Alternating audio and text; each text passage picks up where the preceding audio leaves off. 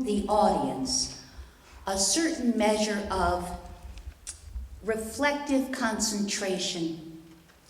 With this in mind, then, we ask you three things. First, please check your cell phones and turn off any audible signal.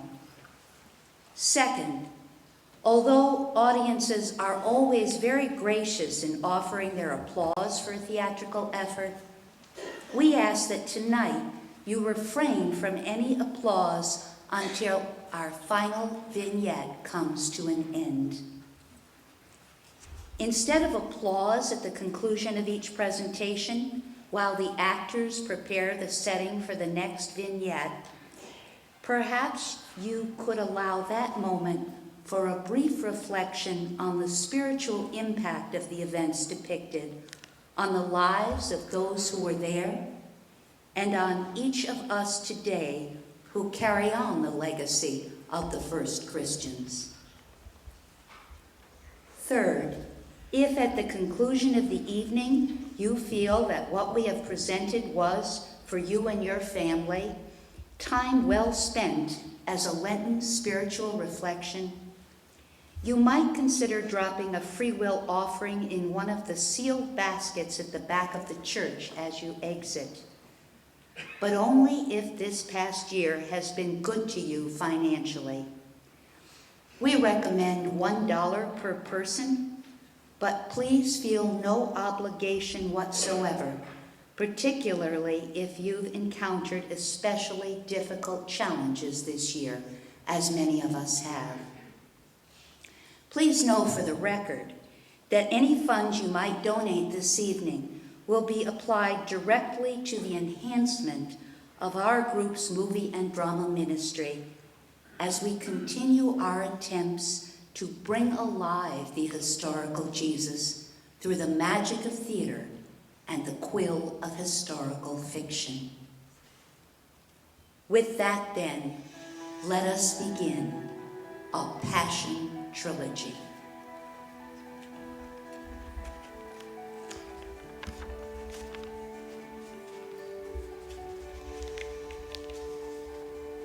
For our first vignette this evening, we take you to first century Jerusalem on the day that we Christians now call Holy Thursday.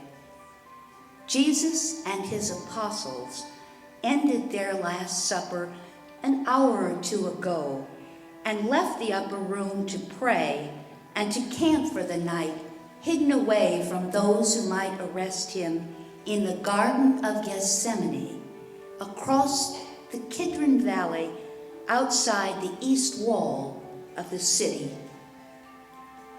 Our scene takes us to the Jerusalem marketplace, just inside that wall, in the very shadow of the magnificent temple of Herod, where the street vendors are hoping to get just maybe one more sale before closing up their shops for the night.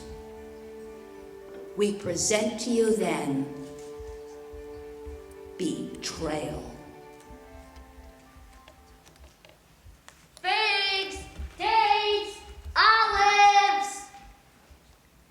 Cloth and cloth mending, garments sewn like new, and quilts for the chill of the night.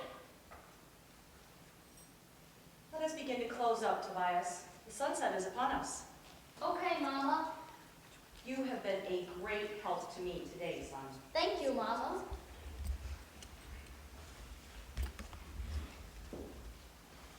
You know, Isaac, I tell you, I just passed by the olive groves at Gethsemane no more than half hour ago, and there was a tremendous commotion there. A commotion? Benjamin, didn't you say you saw a regiment of the palace guard heading through the Kidron Valley in that direction? Yes, I swear it was Caiaphas, and he was with them. Caiaphas, are you sure, Benjamin? Herbs and oils for Yes, the it was body. Caiaphas. I saw him with my own eyes. Do you have a vial of alabaster? Yes, we just prepared some this morning. It's 15 shekels. I'll take it. Wow, alabaster. Benjamin, alabaster is very, very expensive. Can you afford it? Well, it's very dear to my wife. and she's very dear to me. Ah. I understand that somebody very, very important got arrested tonight. But why would Caiaphas want to be present? For an arrest? I hope it wasn't Jesus. Oh, Jesus. Oh, no, no, not the Galilean Jesus. He spoke with such great authority, the best I have ever heard. His speaking in the temple these last few days has changed my whole way of thinking about this life and what we are to do in this life to gain eternal life.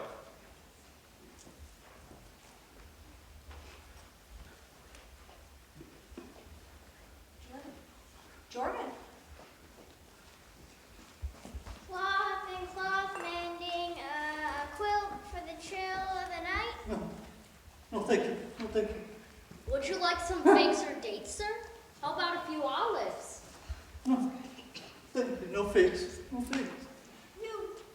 You are one of the disciples of Jesus. What? No! Yes. Jesus? Mama, the one who healed Papa from the leprosy? Yes, dear child, it's true.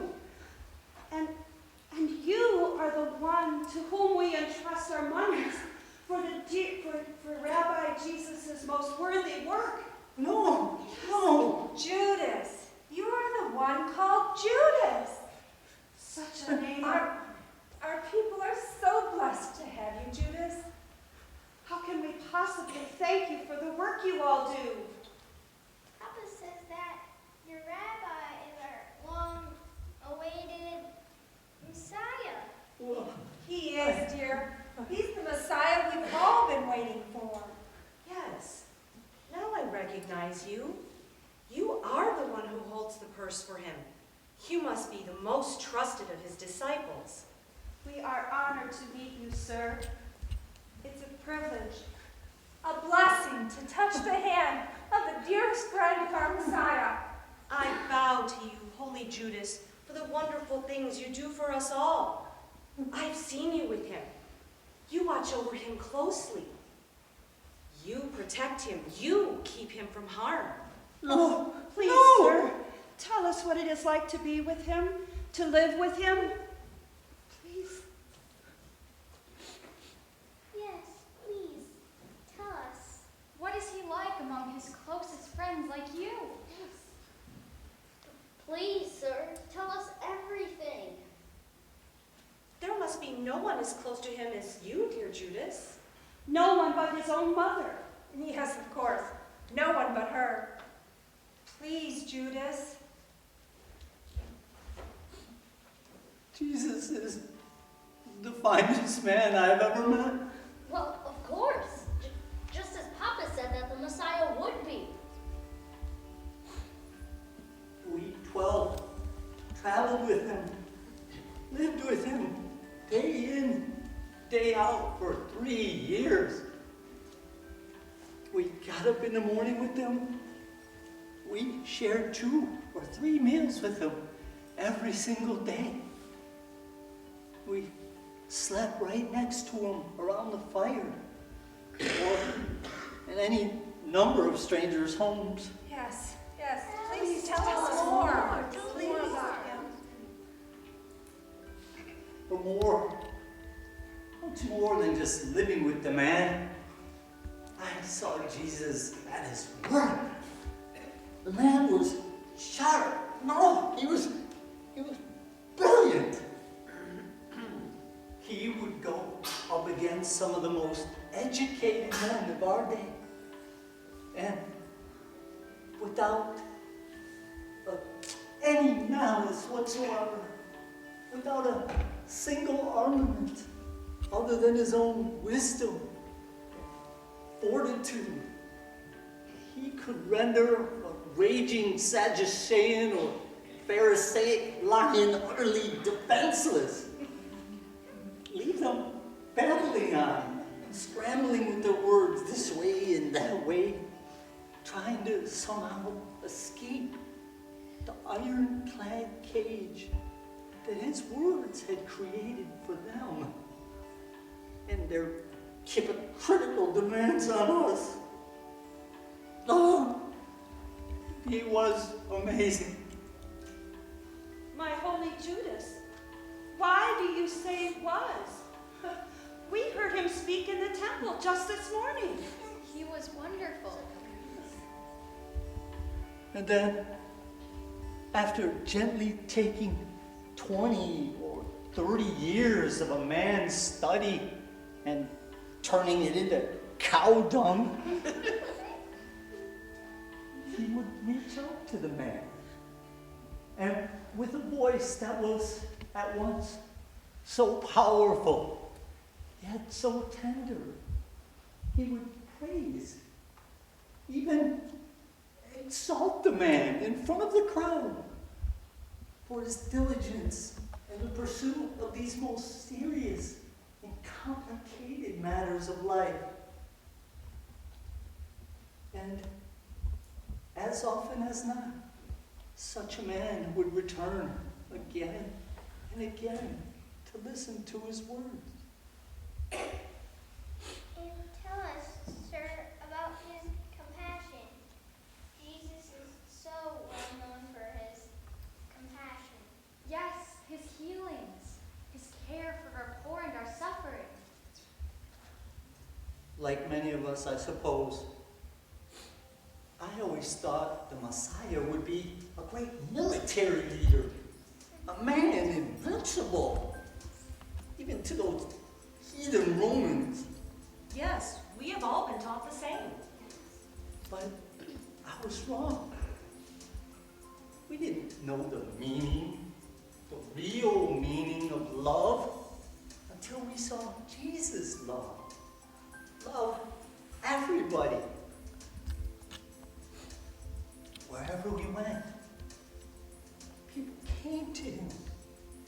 At the lakeside, on the hillsides of Galilee, from the towns, from the farms. Some came to support him, but others to challenge him, to be the one to bring him down. And yet others, the great majority of the thousands, I will say, came to seek some sort of help from him. And he loved each and every one of them as if they were his own brothers and sisters. And over those 3 wonderful years, he healed thousands of our people.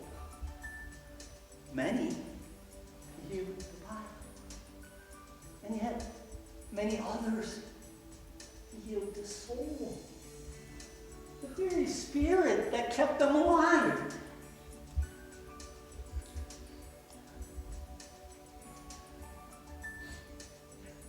And I watched him day after day, just holding and hugging and healing, until his arms could be lifted from his sides no longer. And listening and speaking and consoling till his own body could no longer sustain him from sleep. And as he slept around the fire, or wherever we happen to be each night, I would watch it. And I would think to myself, if all my countrymen could know of this Jesus, this most dear friend of mine, then they too could know what it would be like to live hand in hand with our God. Sadisha! Have you heard the news? Good news! What's excitement, dear? It's Jesus. They've arrested Jesus of Galilee. What just happened? They say he was betrayed by one of his own disciples. Just silence. They say you are the one called Judas!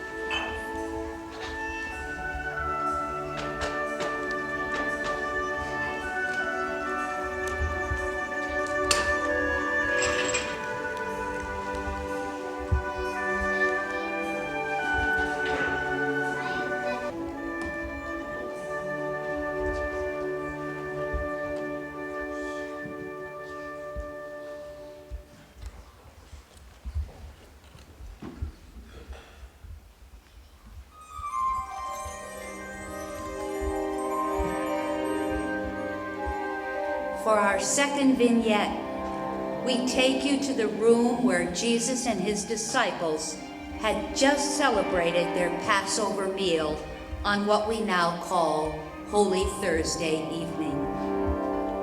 The dinner was completed nearly 2 hours ago, and Jesus and his apostles departed for their secret gathering place just outside the east wall of the city in the Garden of Gethsemane to pray and spend the night, well concealed among the thousands of pilgrims camping out for Passover on the hills surrounding Jerusalem. The owner of the house and her maidservants are still tidying up some and reflecting on the evening after this most unusual Passover meal. We bring you then the upper room.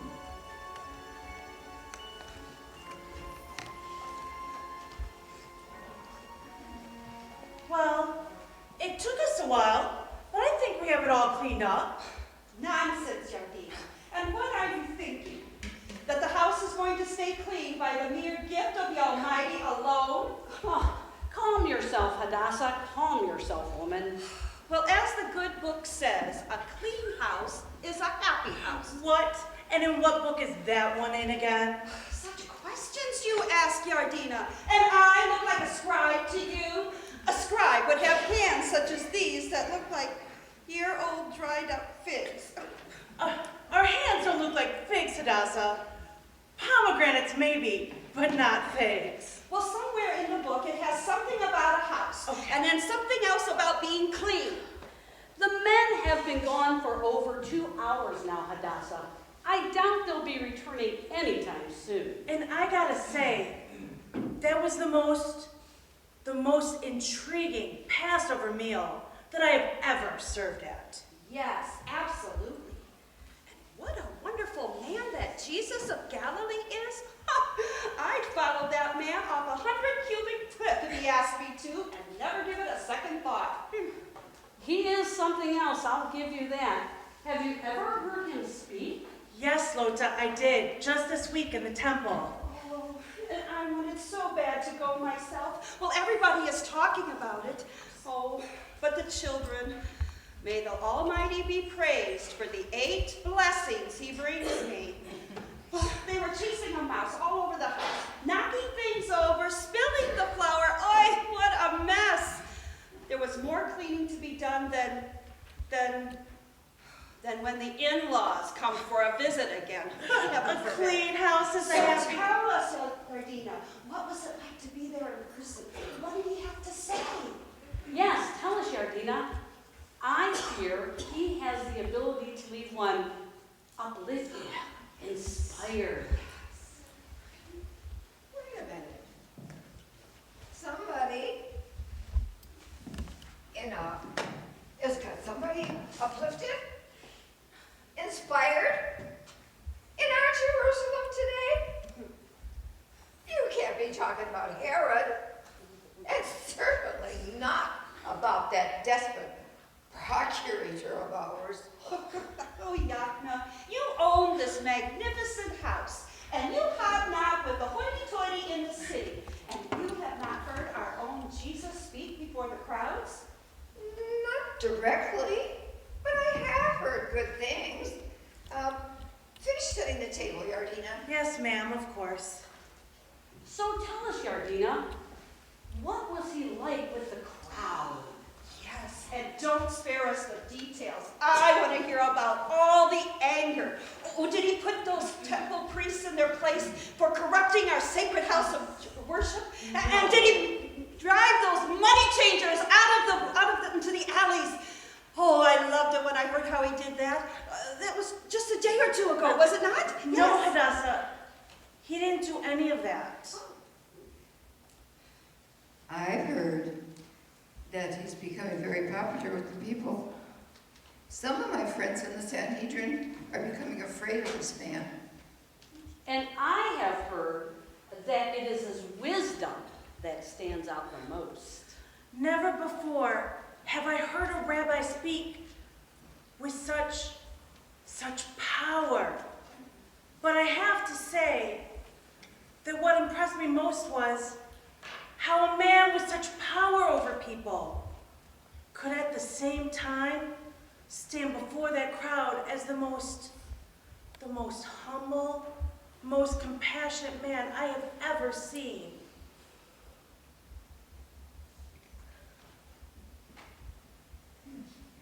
I don't know about this. I think I've heard about that too. Especially for those who are suffering. Did he heal that day? Oh, it has been said that the man has a gift. Well, how many men do you know, the Almighty be praised, that could raise a man back from the dead? Yes, I've heard this too. His name is Lazarus. That's right. From Bethany, is he not? He was there. What? Yardina, you saw this dead man walking among the living? I touched his cloak as I touch this cloth before me now. No. For years, our forefathers have told us about the coming of a Messiah. You bet. A man with the military might of our great King David. And the wisdom of our Solomon. Yes, and he'll be twice the size of that heathen scumbag Goliath. Oh, he's going to be a big man. I think Jesus is our Messiah. What? I've listened to him speak every day in the temple this week. And I've watched his brilliance with the Pharisees. And yet, his compassion and gentleness for our children and for our people who are suffering. I suppose it may seem odd to you, but he has changed my whole way of thinking about my relationship with our Father in heaven and what we're being called to do here as his servants. The Messiah is to save our people. For me, he is our Messiah. No wonder Annas and Caiaphas are becoming afraid of this man. Oi, those two drive me nuts. This man is clearly a peacemaker, not some rebel like that Barabbas they're trying tomorrow. What the heck are they sticking their 2 shekels in for anyway? Hurry, Thomas, lock the door behind you. James! James! What has happened? Why the panic? What's happening? It's Jesus. They have arrested Jesus. Keep the door bar. They'll be coming after us next. Well, how did they ever find you? There are thousands camping out on the hillsides for Passover. It was Judas. Judas, Thomas? Judas? I couldn't believe it myself, Yarlina. He carried the purse for all of you, James. Yes, I thought he was the one most trusted by Jesus, even more so than any of you. It's true, he was. He lit Caiaphas and probably 20 of the temple guards right to us. You know how Jesus likes his privacy to get silly. I knew it. I never trusted that man. Shifty eyes is what he's got. I would never trust any of my monies to that Judas. Huh. No, Hadassah. You don't know Judas. He's a wonderful man. And that's where you all went when you left us tonight, James? Yes. It's one of his favorite places in the city here. He told us at supper he wanted us to retire for the evening there. Nobody else knew. Since Jesus has been teaching in the temple every day, we knew they wanted to get him somewhere. They couldn't touch him with the crowds. They'd have a ride on their hands. And I would have liked to join in on that one. Then why, James? Why would an apostle, as Judas was, as friendly with Jesus, betray a friend like that right in the middle of the night, and he'd bring Caiaphas to him in the middle of the night? Yepna, let me in! It's Andrew. I'll get it, James.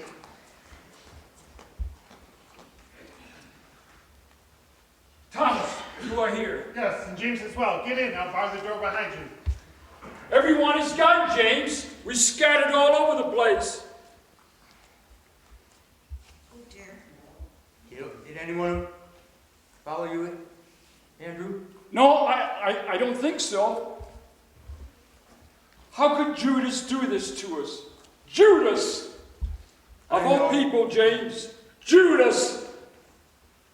I know. Judas is a good man. Why would he do such a thing? And to a man like that? Well, he should be stoned to death for what he has done.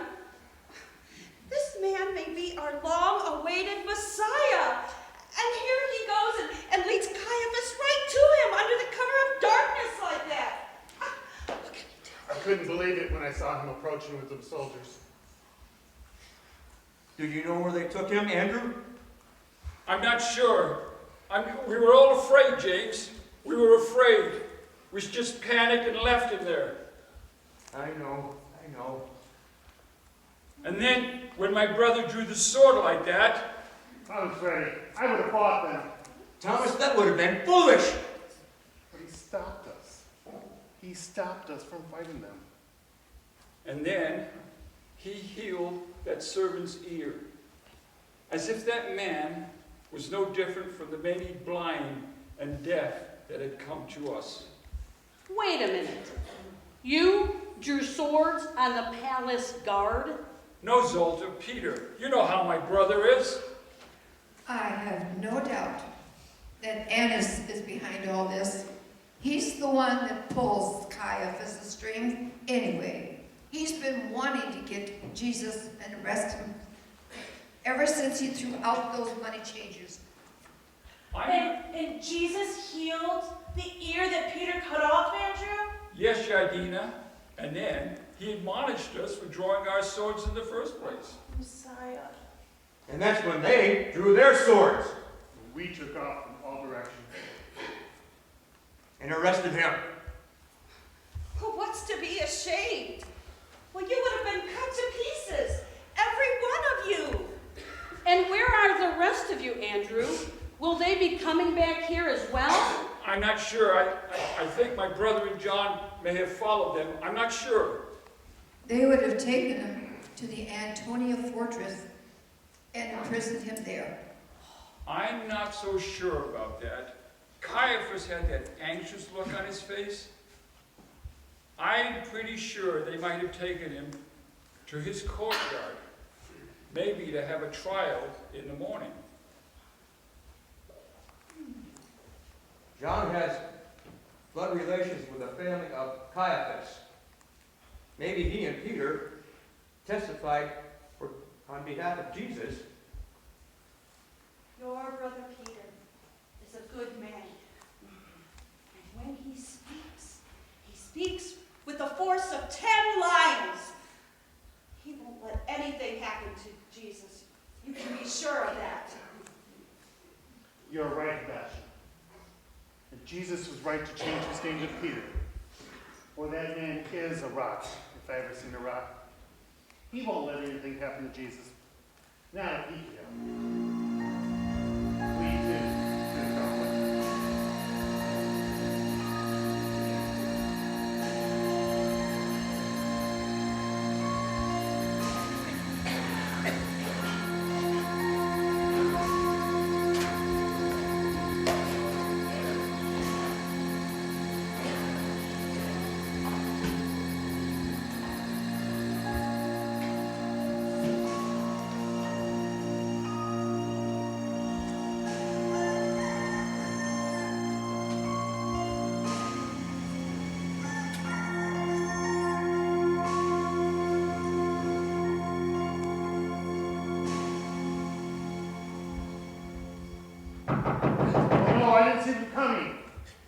everyone quiet.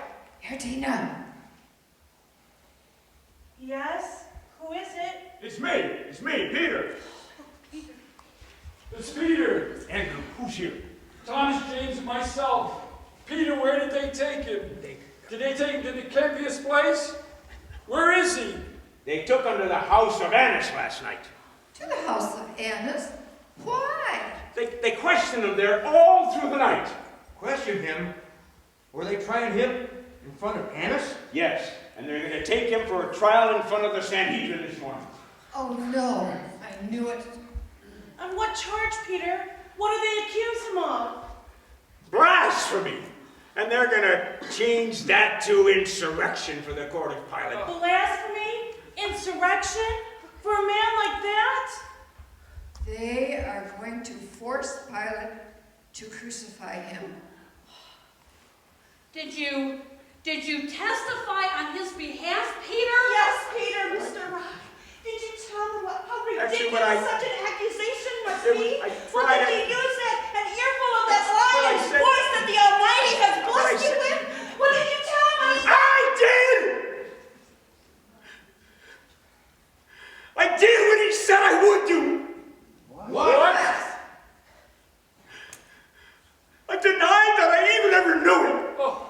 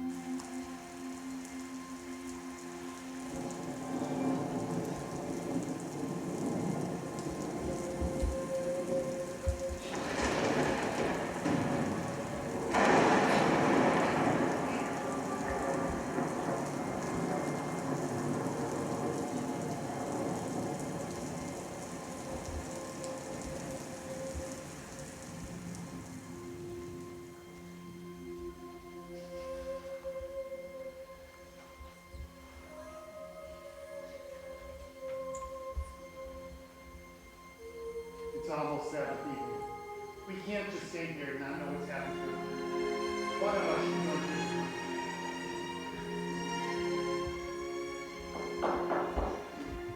Here, Dina.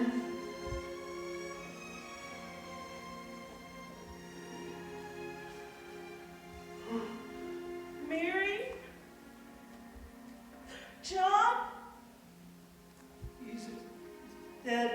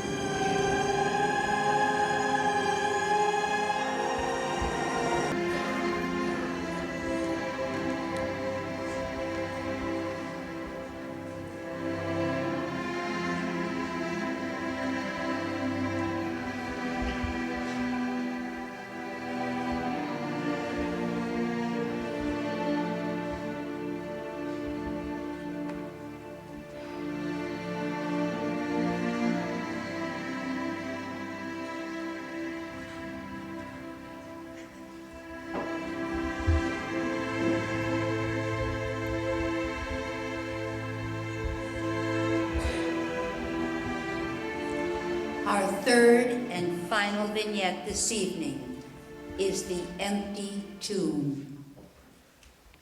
We take you to the evening of the first Easter Sunday in Jerusalem.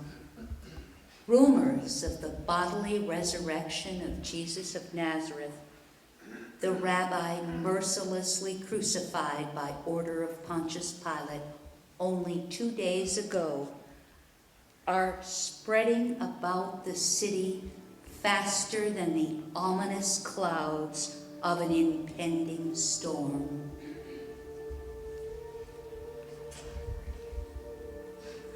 So allow us to introduce to you Habakkuk, the scribe's son.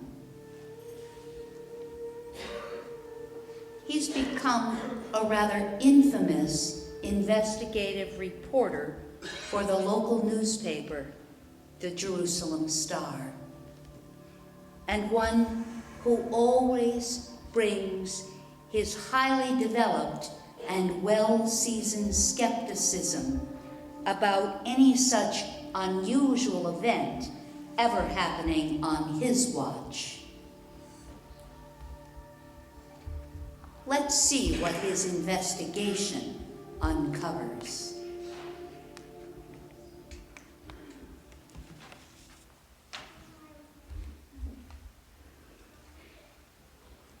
Habakkuk, I'm headed home for the evening. Ruth said you wanted to see me before I leave. Yes, Ananias, thank you for stopping. Very good.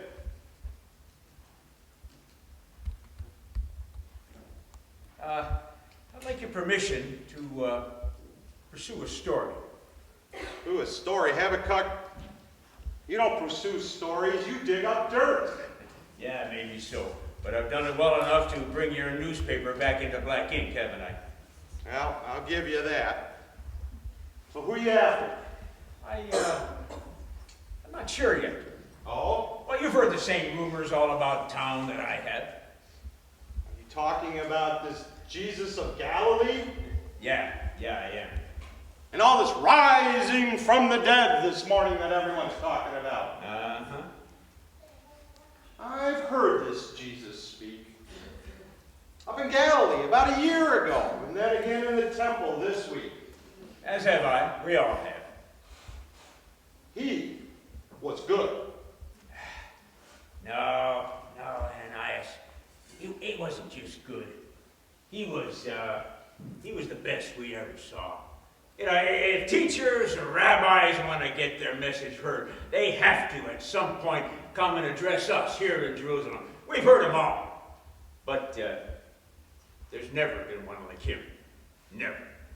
Then why do you want to go after him? I'm not going after him. I'm going after those 12 cowardly disciples of his. Everywhere they went, people sang out their praises, cried out for them to come and heal their suffering. And we gave them an awful lot of our hard-earned money too, didn't we? Even I did that, Ananias. I had hope in him. I had hope in them. I too, Habakkuk. I too had hope. And what do they do in his hour of his greatest need? They run. They hide. I heard that the one who carried the purse for them betrayed him to the Sanhedrin. And this one who's supposed to be his closest friend gets in front of the court of Annas and denies that he ever even knew him. What kind of men are these, huh? Fishermen. Tax collectors, huh? And now they're trying to save their skin by saying that, oh, he never died at all. He just rose from the grave. Well, I'm not going to let them get away with it. I'm going to expose that lie. They're not going to make fools of all of us. I will expose the lie, and I will expose them for what they are. Cowardly, spineless traitors. Easy, Habakkuk, easy. I wanted him. I wanted him, a man like that, to be our Messiah. Ananias, I can't wait another 1,000 years for a Messiah. I can't. I just can't.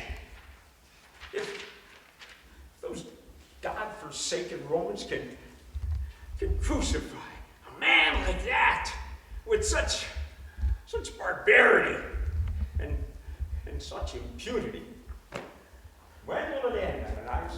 When will it end? I don't know. I don't know. But if you do uncover anything, we'll publish it. You know we will. But our readers count on you for honesty and truthfulness. Leave your emotions here, Habakkuk. Let our opinion editors write with their emotions. Not you.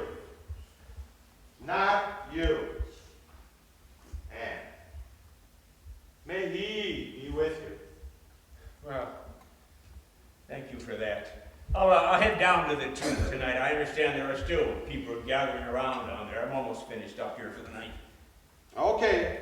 Well, I'll see you in the morning then. Thank you.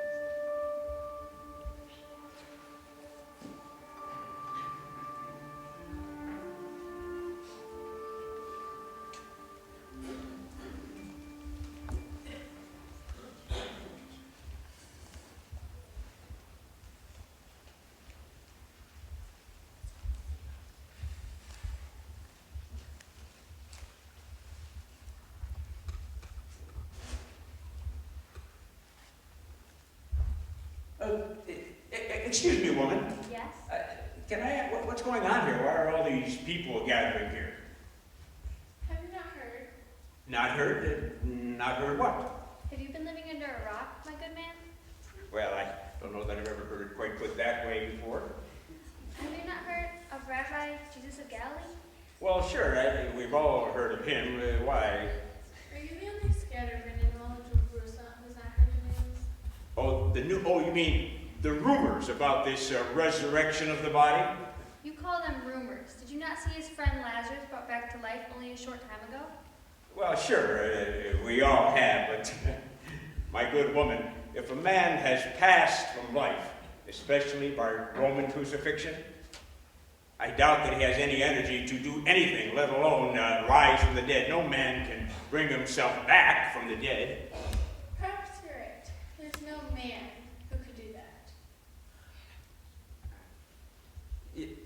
Excuse me.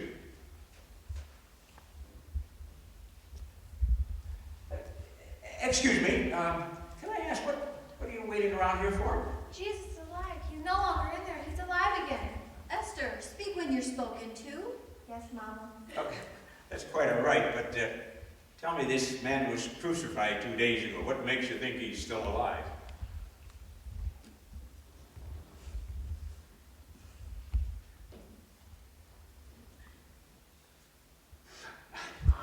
Let me ask you then, good woman, have you seen him alive? There are many things I have not seen, but yet I believe. He has taught us to be believers in the power of our Heavenly Father.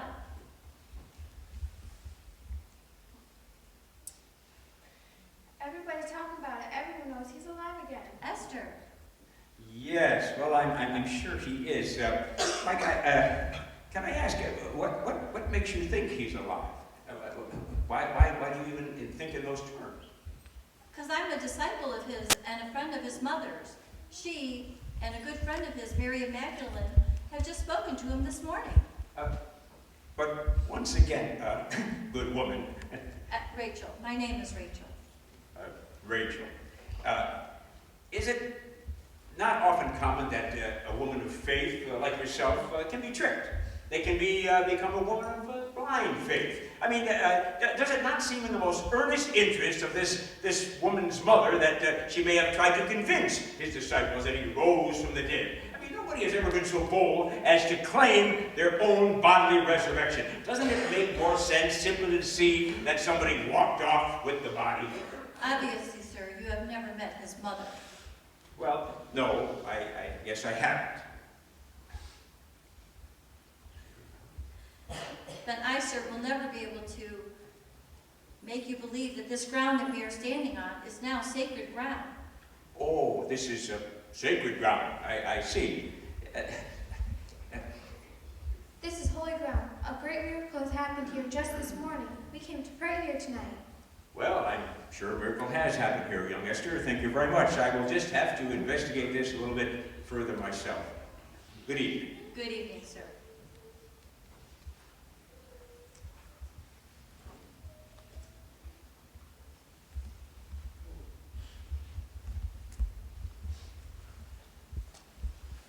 Excuse me, sir. Are you the gardener here? You seem to be hoeing. I assume you're... Yes, I am the gardener. I've been trying to bring these trampled flowers back to life. You mean people have been trampling your flowers? Ah, so that's why you removed the body this morning, is that right? What, me? Remove the body? You can't be serious. What, was the tomb guarded or something? Well, yes.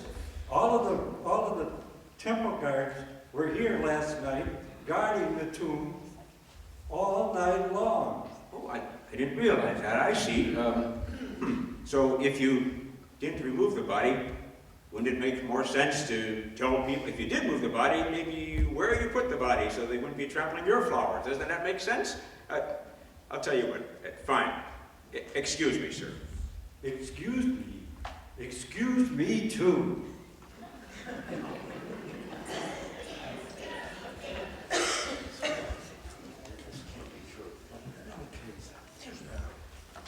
There it is right there. That's the tomb. Yes, I heard Nicodemus say they laid him on the Sabbath. This is ridiculous. Rising from the dead, is it possible that he could survive the crucifixion? You people don't get it. Nobody survives crucifixion. Half of them don't even survive the scourging. We know what we're doing. Is there any chance they could have lived this experience? Well, in all my years, there was 2 men that made it. One we put up on the cross, we quickly took him down, but he died in about 2 hours. The other was some sort of official. We got him down quick, turned him over to his family and his servants, but it was 6 months after they cared for him before he could even stand on his own 2 feet. I see. This is ridiculous. I'm going to figure this out. There's no one who could have survived the crucifixion rising from the dead. This doesn't make no sense at all. No sense at all. Excuse me, Honorable Centurion. What do you want? I was wondering, are you here perhaps to investigate the rumors of this bodily resurrection this morning? Word sure travels fast amongst your kind. Well, yeah, rumor does have a way of doing that, doesn't it, sir? So, what do you want? Can I ask, was there anybody here to guard the tomb this morning? Of course there was guards. Don't you know who this man was? Oh, sure, I mean, we all do, but... well, there was guards. Were there... 4 of them. Temple guards. Not Roman guards? No, temple guards. That's one right over there. We'll be questioning him later. He'd be lucky to keep his rank when I get done with him. Well, I'm sure you're very good at your job. Oh, you bet I am. But if I could, just one quick question. I couldn't help but overhear. Does it seem possible, perhaps, that maybe they had somebody step in and get crucified in this man's place so that he could turn up this morning and proclaim this miraculous resurrection? That'd make him one heck of a leader, wouldn't it? How do you mean, sir? Well, first of all, my good man, who's going to go through a death like that for somebody else? That man's family would never consent to keep that a secret. Yeah, I guess you're right about that. That's true. Thank you for your time, sir.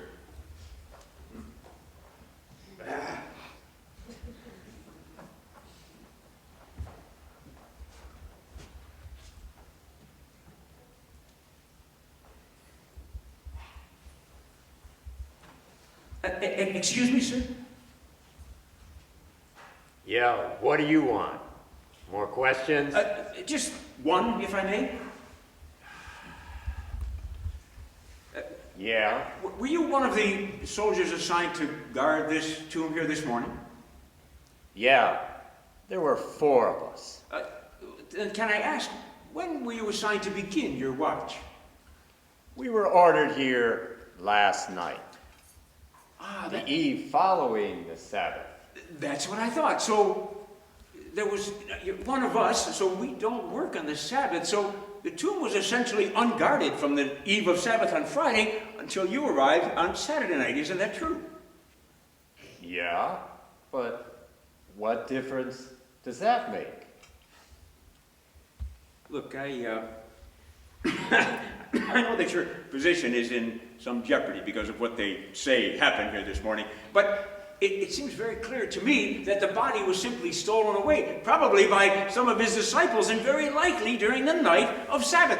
You had no way of knowing you were guarding an empty tomb. We are soldiers of the temple. And we do not take our responsibilities lightly. Do you think that we, for an instant, would not first check to see if that tomb did not contain the body of the rabbi we were assigned to watch? As soon as we arrived, all 4 of us rolled the stone back, and there the body lay, undisturbed and without life. Well then, can I ask you, what happened here this morning? What did you see? Look, I'm not here to conduct a formal inquiry. I'm an investigative reporter for the Jerusalem I know who you are. Habakkuk. And I know what you do. What I do is I seek the truth. Our people need to know the truth. Some truth is very difficult to believe. Look, I promise you, and I'm a man of my word, that I will not divulge your name in my investigation, but please, can you tell me what happened here this morning? Maybe the 4 of you fell asleep. Now that's something that could happen to anybody. Not to the guards of the holy temple. I'm sorry. None of us fell asleep. We were awake the whole time. Well then, what did you see? What happened?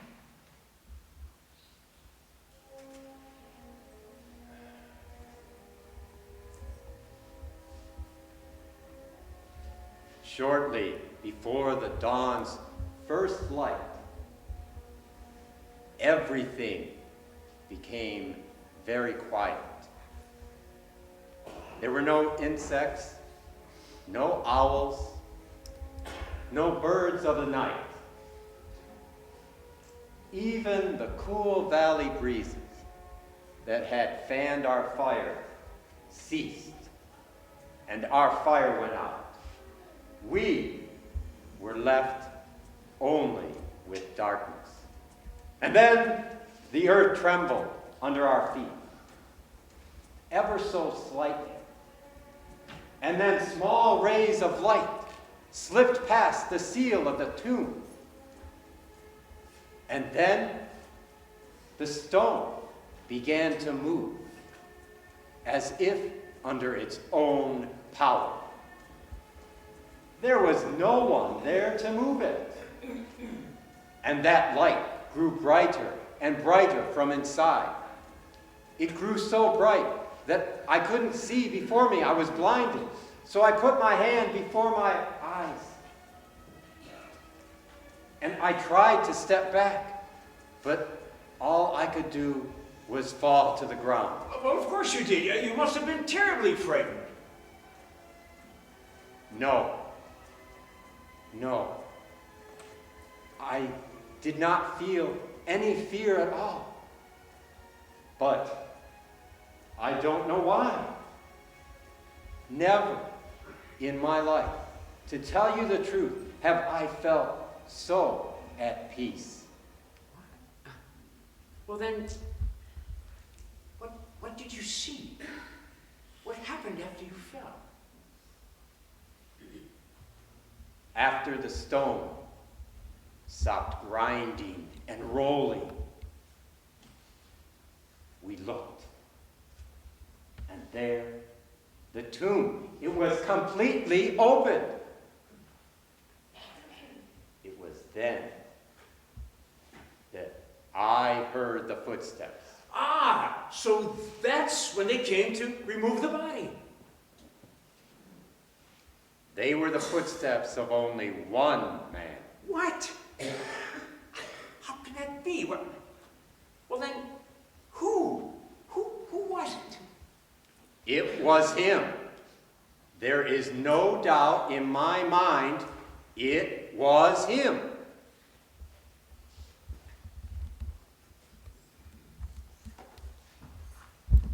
You there, temple guard. You're next. We got some questions for you. Come with me. Excuse me. Thank you.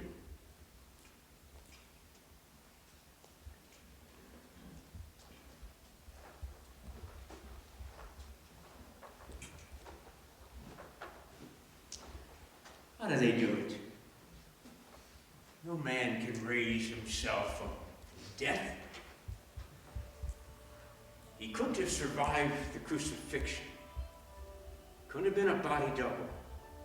The gardener did not move the body, couldn't have. The body was there after the eve of Sabbath, and then it was guarded all through until the following morning. So that the disciples couldn't have taken the body. And now I've got a seasoned temple guard who's absolutely convinced this man did rise from the dead himself.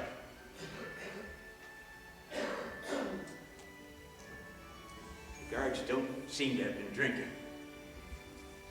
This is ridiculous. Nobody can rise from the dead themselves. Soon enough, wherever they have taken that body, that piece of land will become hallowed ground, and we will learn of it. Or somebody will talk, maybe on their deathbed. Whoever helped pull off this elaborate hoax, maybe even one of the soldiers, he'll tell his family, maybe his friends, and then we'll know. That's what I'll write.